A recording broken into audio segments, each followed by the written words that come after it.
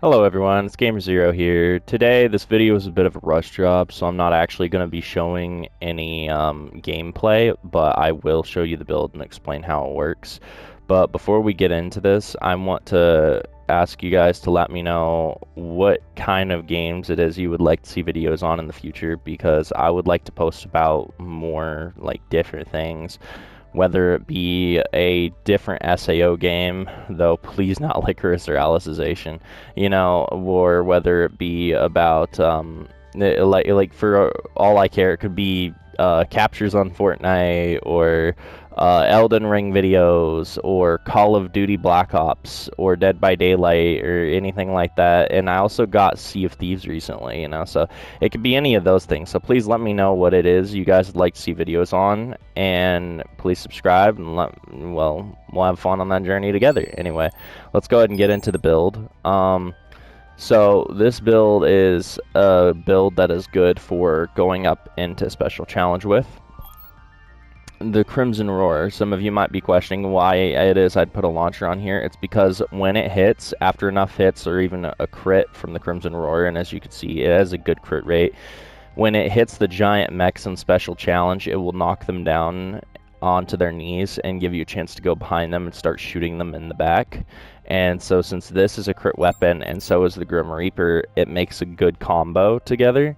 You could go behind it once it's knocked down with the launcher and kill them with the Grim Reaper, and the Grim Reaper alone is already a really good weapon. So also keep in mind that this weapon also has the ability to catch fire to things, because it sits like fire sits on the ground, it continues to linger for a little bit. So the more you hit with this, the more chance you have to debuff something with Blaze. And also here's the accessories. Avoid instant death is quite good because of how much damage the boss does. It'll do a lot less damage to you with mech defenses, but the recharge time is going to be good for obvious reasons, because shield matrix is also in the list to protect you as well, so it'll help you get your shield matrix back faster, and it's only version 2, so you could continuously spam it quite frequently. Avoid instant death to save you if you're at 10% or more. HP recovering over a minute to constantly keep your HP recovering over time, so it doesn't have to wait to kick in. It's slower than HP recovery, but it does not stop recovering, so with avoid instant death, it's your best bet.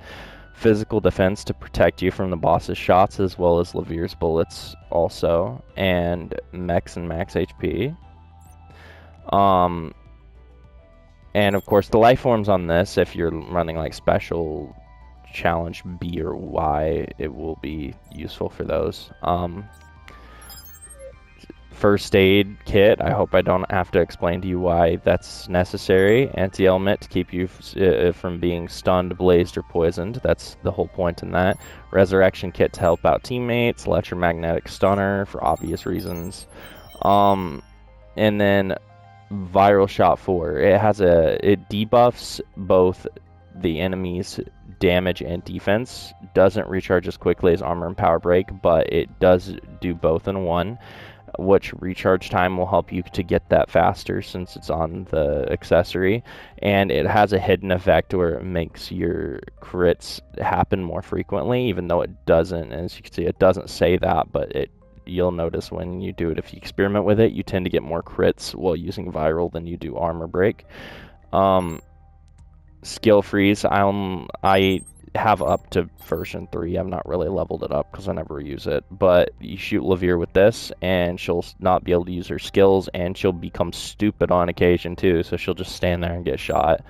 Shield matrix 2 to protect yourself and get slight healing field 4. Also there is the option of Eagle Eye Beacon as well, which will put a lock-on circle on something and making it easier after you shoot it with the initial shot to just use assisted aim on its weak point. So Eagle Eye Beacon can be useful. You could swap the healing field out for that.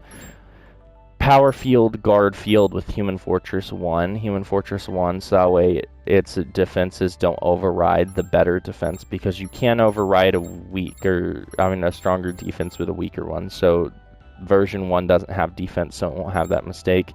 And Conceal 4 to protect you from being seen by enemies you don't want to get seen by. And here's all of the stats. The strength to hold the sniper, enough vitality to have the max version of healing field 4, but it has 1 extra point because they had the extra point to work with. So 231, so that way you can have power field and guard field 4. AGI, it's the best defense stat out of all of them. Dex to get extra damage and crit damage out of the weapon, it does both, and luck to increase critical rate. So anyway, that is the build. As I said, sorry, today I'm not going to be running you guys through special challenge. If you want to see special challenge runs though, I don't know if I have it with this build or not, but I do use this build on occasion.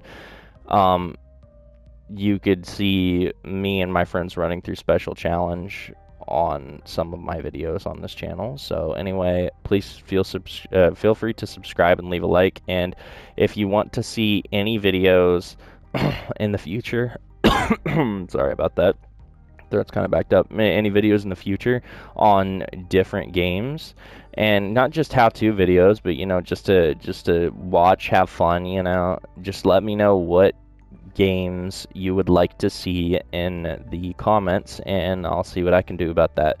All of you have a wonderful day.